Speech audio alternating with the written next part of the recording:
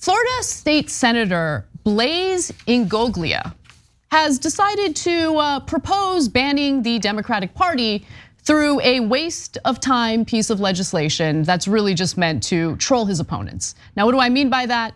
Well, he has proposed something referred to as the Ultimate Cancel Act, trying to draw attention to cancel culture, which he alleges is just indicative of the left. And none of that is going on with the right wing, as they're literally banning books in school libraries in the state of Florida as we speak. But nonetheless, let me give you the details about his proposal here.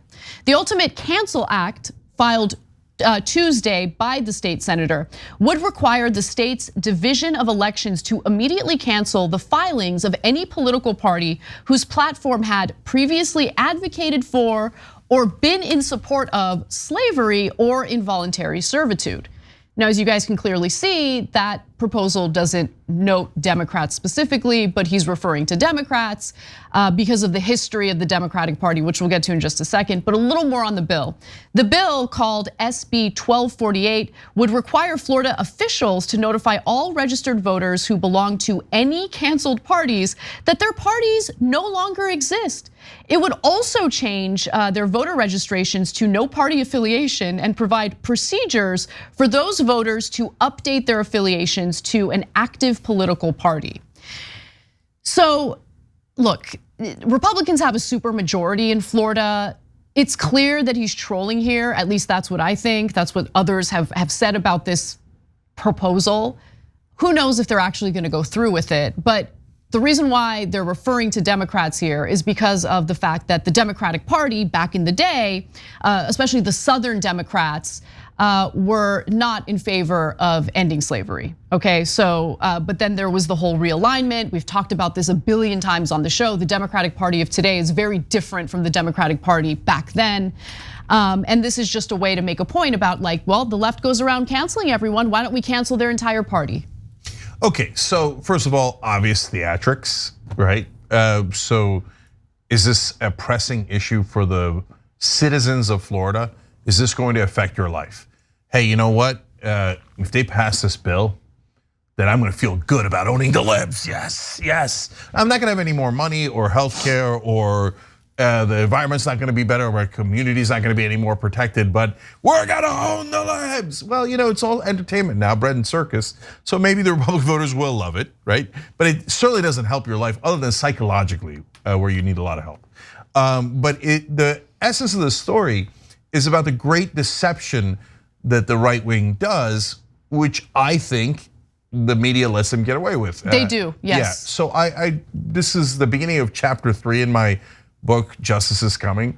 It's called the Southern Strategy. This is what the Republicans did.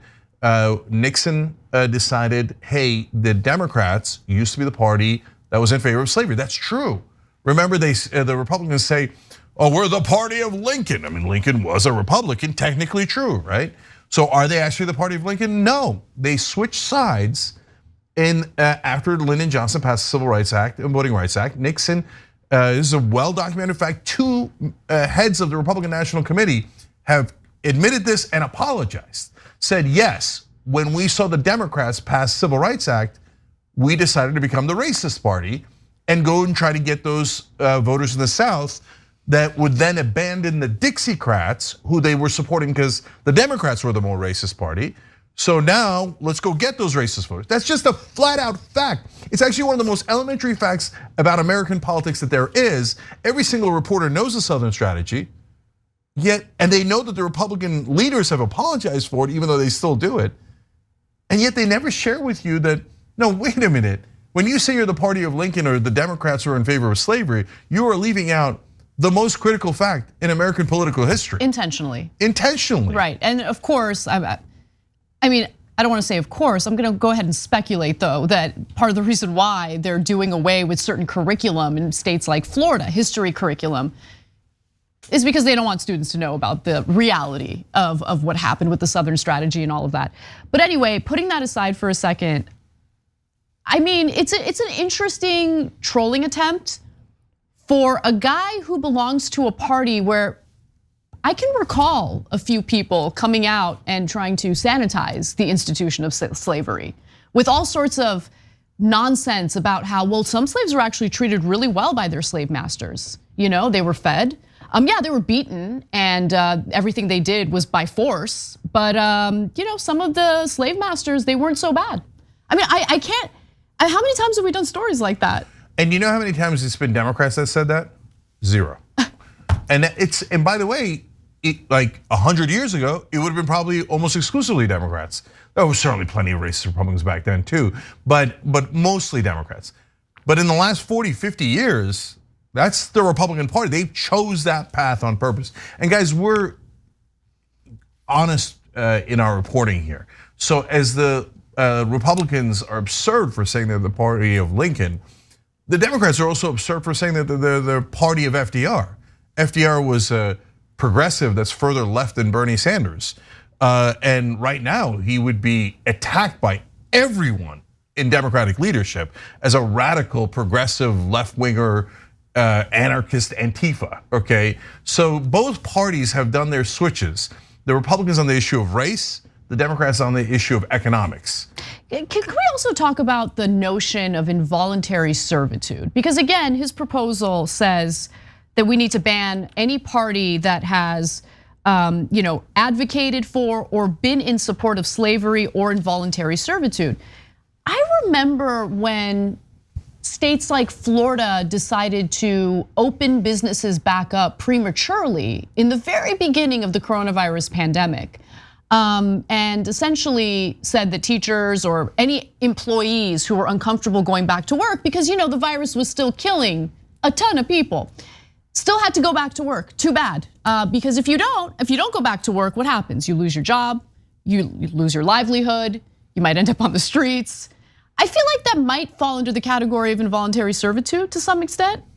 Look, if we get into Republican hypocrisy, we'll never get out of this story. It's just such a, and look, at the end of the day, he's getting exactly what he wants, right? He wanted attention. Congratulations, you got your attention. Yeah. But I mean, again, trolling the left might make some of the Republican voters in that state feel good, but what does it do to improve your life? All right, one super last thing on the media.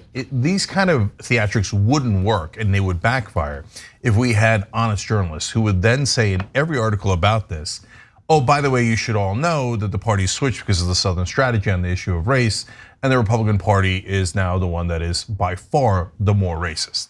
And then, well, you wouldn't want to mention that you were the party of Lincoln, you wouldn't want to do these kind of games if you knew the reporters were going to be honest about who the Republican Party is today. And by the way, part of the, as I explained in my book, part of the reason I get so mad at the media is because they didn't tell me. And that's why I was a Republican when I was younger. If I knew they hated all the others, including my family, I wouldn't have been a Republican. Can you please be honest with the American people? Thanks for watching The Young Turks, I really appreciate it. Another way to show support is through YouTube memberships. You'll get to interact with us more. There's live chat emojis, badges.